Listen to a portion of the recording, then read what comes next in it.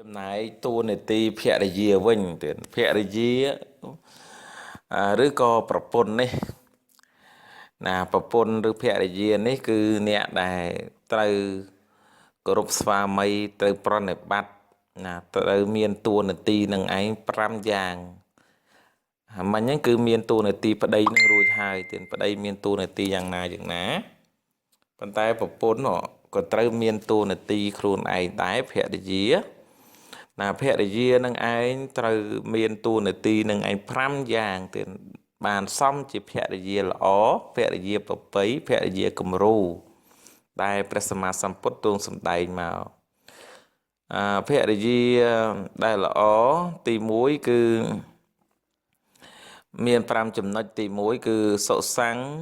វិហេតកម្មន្តាមានន័យថាភរិយានឹងត្រូវចាត់ចែងការងារឲ្យល្អទៀតត្រូវចាត់ការងារឲ្យល្អការងារក្នុងផ្ទះណាដាំបាយហូបចុកអី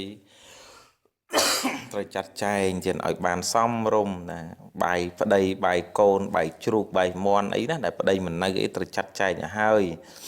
បានល្អកុំឲ្យច្បោកច្បល់ការងារកុំឲ្យប្តីនឹងមើលងាយសមត្ថភាពយើងជាប្រពន្ធថាប្រពន្ធមិនគ្រប់លក្ខប្រពន្ធមិនឧស្សាហ៍ប្រពន្ធខ្ជិលអីកុំឲ្យប្តីនឹងមើលងាយអញ្ចឹងត្រូវចាត់ចែងការងារឲ្យល្អទៅបានសុភមង្គលទៀតត្រូវទុកពេលវេលាលេងបៀវាយកតុយលេខផឹកស្រាអីអត់ទេអាហ្នឹងកុំធ្វើអញ្ចឹងចំណែកទី2នោះវិញគឺសុសង្កៈទៀតសុសង្កៈហេតៈបរិជ្ជនីហ្នឹងគឺថាសង្គ្រោះញាតិខាងស្វាមីនៅល្អ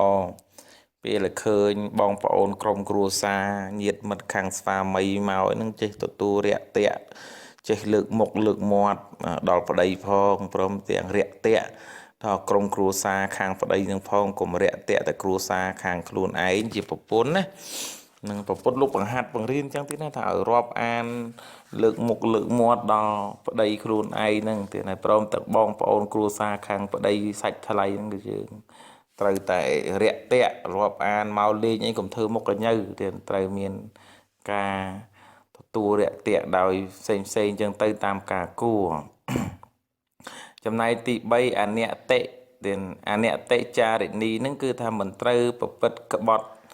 ស្វាមីមិនត្រូវក្បត់ចិត្តប្តីណាទៅមានប្រុសថ្មីអីចឹងកុំទៀតជាអំពើបាបធ្ងន់ណាស់ហើយវានាំឲ្យក្តៅក្រហាយដល់គ្រួសារអញ្ចឹងមិនត្រូវផិតក្បត់ស្វាមីខ្លួនឯងទេស្មោះត្រង់មួយទល់នឹងមួយទៅពួកប្តីស្មោះត្រង់ជាមួយយើងហើយយើងក៏ត្រូវស្មោះត្រង់ដែរនឹងធေါ်ឲ្យបានសុខទៀតនៅក្នុងគ្រួសារប្រព្រឹត្តធម៌នឹងទៅល្អណាស់ទៀតចំណែកទី4គឺសម្ភៈតញ្ចៈអនុរខតិគឺថាប្រពន្ធនឹងត្រូវរក្សាទ្រព្យស្វាមីដែលរកមកនឹងទុកដាក់ឲ្យបានល្អទៀតរក្សាទ្រព្យសម្បត្តិដែលប្តីបានមកខំប្រឹងរកស៊ីមកបានលុយបានកាក់អីទាំងរោងចក្រក្តីខាងស្អីក៏ដោយដែលរកមកដោយមុខរបរហ្នឹងប្តីរកមកប្រពន្ធត្រូវទុកដាក់នឹងឲ្យបានល្អកុំខ្ជះខ្ជាយកុំទៅលេងល្បែងស៊ីសងចាក់កតុយលេខអីកុំទៀតត្រូវទុកដាក់រក្សាឲ្យកុំត្បិតត្បៀតពេកកុំគេហៅថារិះខំពេកទៀតត្បិតត្បៀតក៏មិនបានពេកក៏មិនកើតចាយវាជះខ្ជាយពេកក៏វាមិនល្អអញ្ចឹងត្រូវទុកដាក់សមរម្យឲ្យមានបែបបត់អីទៅបើយើងសម័យសពថ្ងៃវាមានធនាគារអីចឹងទៅណាទុកដាក់ណាបានល្អណាហើយចំណែកទី5គឺតក្ខាចហោតិគឺអនិលសោសាពៈកិច្ចេសោឧស្សាហ៍ទៀតឧស្សាហ៍ព្យាយាមឧស្សាហ៍ក្នុងកិច្ចការងារផ្សេងប្រពន្ធហ្នឹងណាប្រពន្ធភរិយាហ្នឹងត្រូវឧស្សាហ៍ទៀតព្យាយាមក្នុងកិច្ចការងារអីក៏ដោយស្លដាំបហុកពហុអីហ្នឹងគេថាដោយពាក្យខ្មែរយើងលោកថាសនាបយោងដីស្ត្រីយោងបរោះណាគឺថាផ្ទះរុងរឿងដោយសារភរិយាអញ្ចឹងត្រូវឧស្សាហ៍កិច្ចការងាររៀបចំផ្ទះសម្បែងរៀបចំរបស់របរក្នុងផ្ទះចានឆ្នាំងអីវាមានរបៀបរបបល្អទើបស្វាមីនឹងឯងមិនអាចចាប់ទោសកំហុសយើងបានក៏មិនអាចមើលងាយយើងជាប្រពន្ធបានឡើយហើយ